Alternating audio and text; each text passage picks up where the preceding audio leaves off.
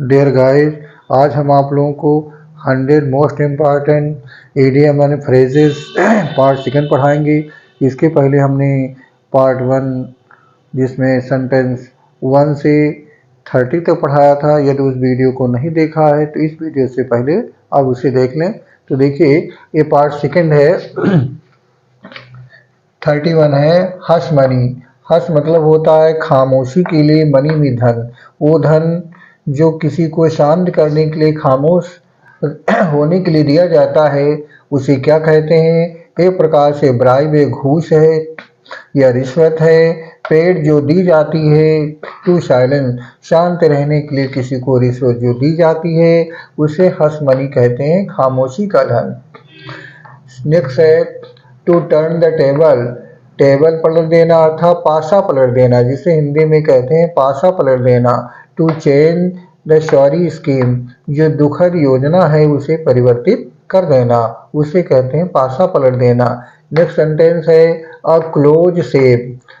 Close mean पास से, saving mean saving करना, दाढ़ी बनाना। इट मीन्स जो है बाल बाल बचना। अ क्लोज शेव मीन्स होता है बाल बाल बचना। A narrow escape. नेक्स्ट है 34th a feather in your cap. A feather में पंख, इन योर कैप आपकी टोपी में एक पंख लग जाना। जैसे कि एनसीसी के जो बच्चे होते हैं उनकी जो भी कैप्टन होता है उसकी जो है टोपी में एक पंख अलग से लगता है। तो टोपी में एक पंख लग जाना, इसका मतलब क्या है? उसे अपनी उपलब्धि पर गर्व होना। प्राउड में गर्व होना, ऑफ वन अचीवमेंट अपनी उपलब्धि पर गर्व होना। एक प्रकार से टोपी में पंख को लग जाना उसके सम्मान को बढ़ाना होता है।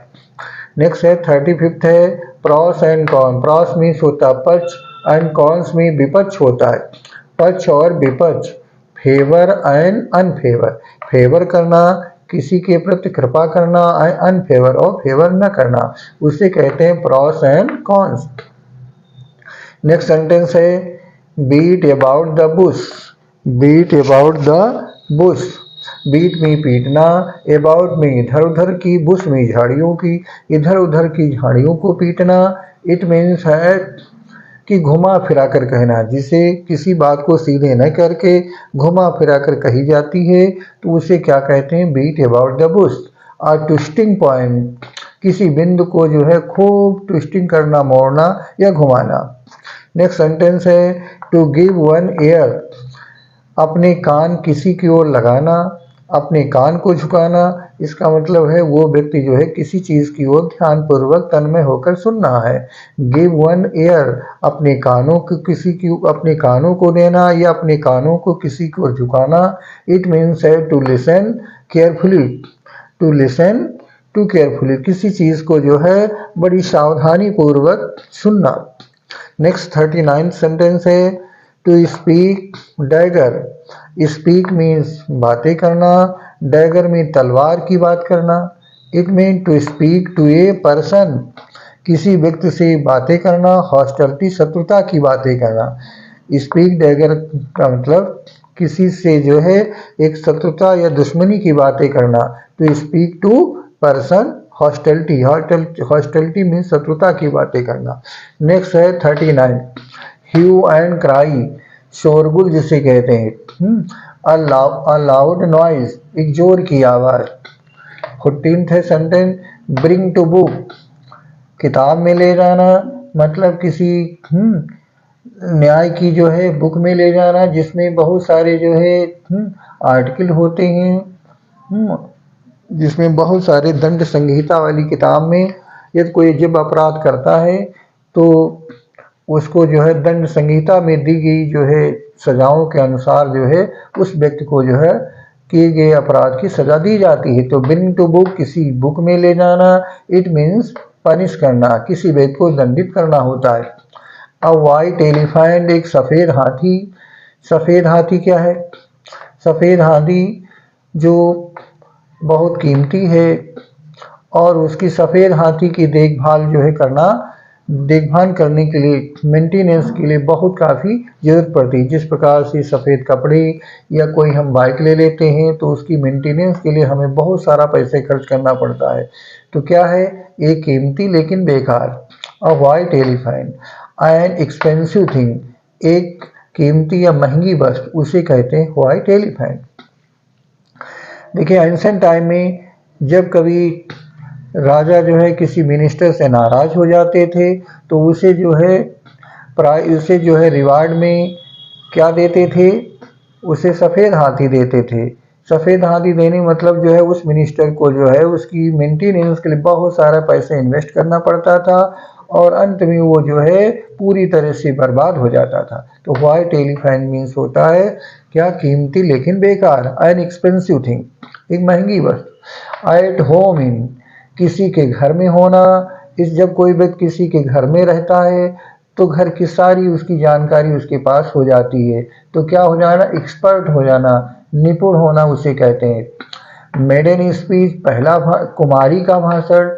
तो कुमारी का भाषण क्या है, मैं जो मेडन होती हैं, जो मैरिज हो जाने के बाद जो अपनी जो है ससुराल जाती हैं तो पहली बार जो है लोगों के सामने अपना प्रवचन भाषण देती हैं, उसे कहते हैं फर्स्ट स्पीच। मेडन स्पीच कुमारियों की स्पीच अर्थात फर्स्ट स्पीच।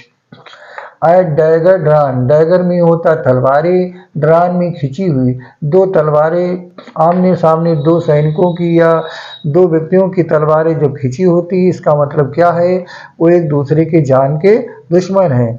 ओपन इनिमिटी, खुली शत्रुता इसे कहते हैं। नेक्स्ट है 45th है, अ बेड ऑफ रोजेज, फूलों की सेज। फूलों की सेज जो होती है वो बहुत कंफर्टेबल होती है, मतलब फूलों की सेज में आरामदायक जिंदगी, अ कंफर्टेबल लाइफ, एक आरामदायक जिंदगी। नेक्स्ट 46 है, अ रोलिंग स्टोन, एक लुढ़कता हुआ पत्थर। एक पत्थर जो सड़क पर लुढ़कता रहता है, जो सड़क पर बीच में होता है उससे लोग टकराते हैं, वो लुढ़कता ही रहता है, लेकिन जो पत्थर सड़क के किनारे लग जाता है वो स्थायी हो जाता है। तो रोलिंग स्टोन मीन्स होता है अस्थिर व्यक्ति, स्टेज ऑफ डायनेमिक, एक गतिशील स्थिति को कहते हैं रोलिंग स्टोन, अस्थिर व्यक्ति जिसे कहते हैं। नेक्स्ट 47 है, by leaves and bound. Leaf में होता है उछलना, बाउंड में और बाउंड्री बना लेना। It means leaves and bound idiom है बहुत तेजी से, रैपिडली, जैसे कोई शहर का विस्तार बहुत तेजी से हो रहा है या कोई अपने जीवन में बहुत तेजी से प्रोग्रेस कर रहा है, वो क्या है, रैपिडली कहते हैं। अब ब्लैक शीप, एक काली भेड़ अर्थात बदनाम व्यक्ति। ऑस्ट्रेलिया में भेड़ जो है पालन होता है और लोग ब्लैक शीप को लोग अच्छा नहीं मानते हैं। तो ब्लैक शीप में क्या होता है, बदनाम व्यक्ति, अ बैड मैन। फिर है किथ एंड किन, सगे, किथ मीन्स होता सगे और किन मीन्स संबंधी, सगे संबंधी, relatives. From hand to mouth, हाथ से मुंह तक।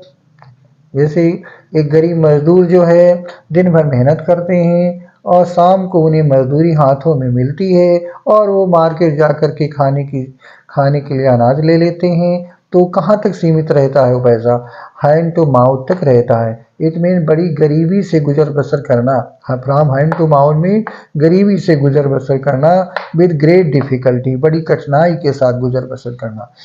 तो डियर गाइस, इस वीडियो में हमने आपको जो है ईडीएम जो है 31 से 50 तो पढ़ाए हैं। नेक्स्ट वीडियो में हम पार्ट 3 में इसके आगे के पढ़ाएंगे।